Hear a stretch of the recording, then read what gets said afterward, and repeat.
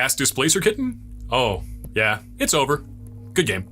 This might be what you hear when the game ends, but what's actually going on behind the scenes? Welcome back to Better Know a Combo, brought to you by the Spike Feeders and GAMEGENIC.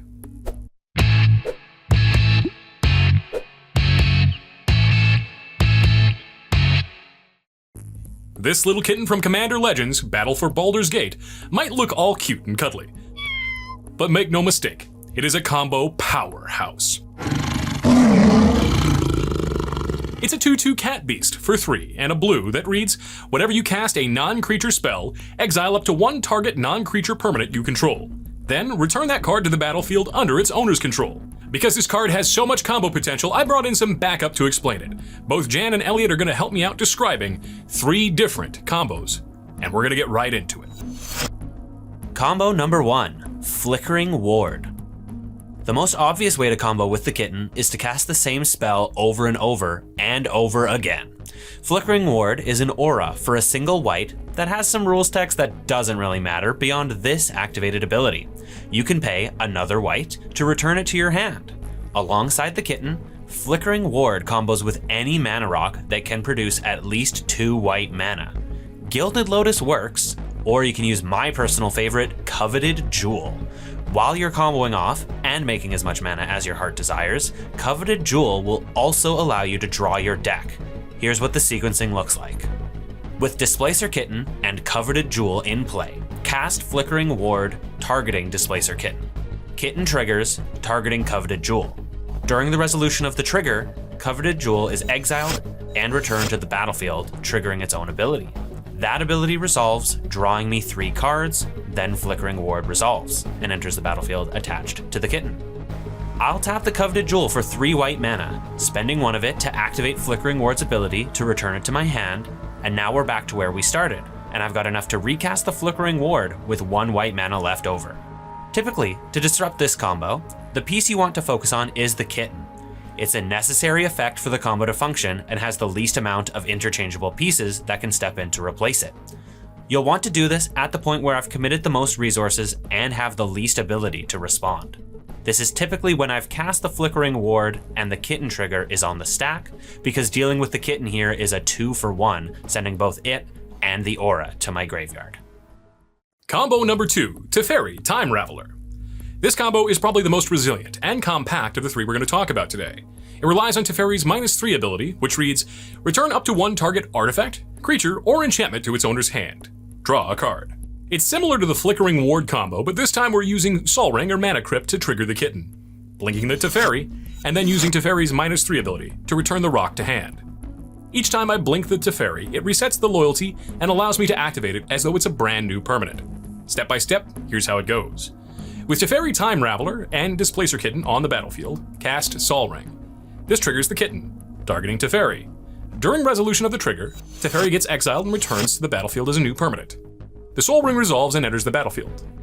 I'll then tap that for mana, then activate Teferi's -3 ability, targeting Sol Ring.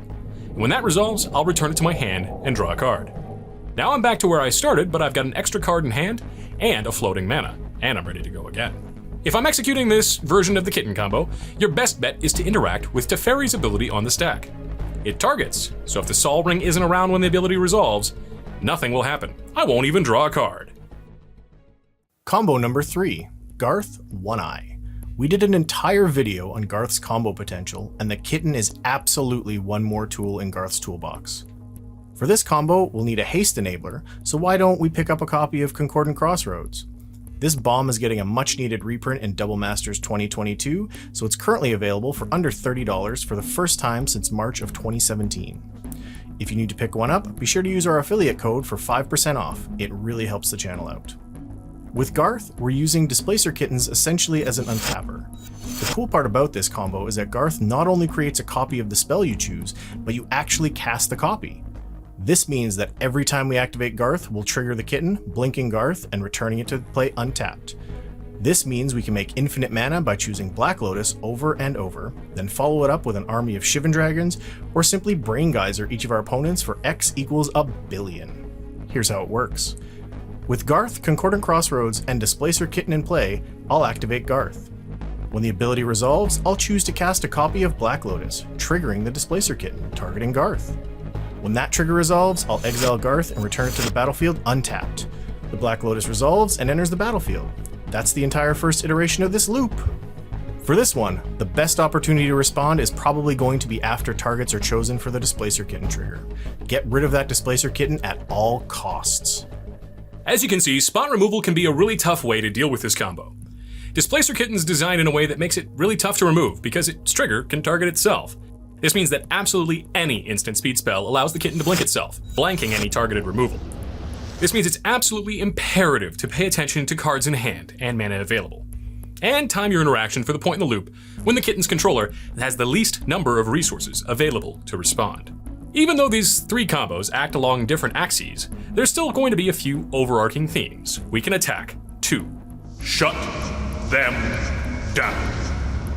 In abstract terms, the kitten often acts like an untapper along the lines of Intruder Alarm or Clock of Omens.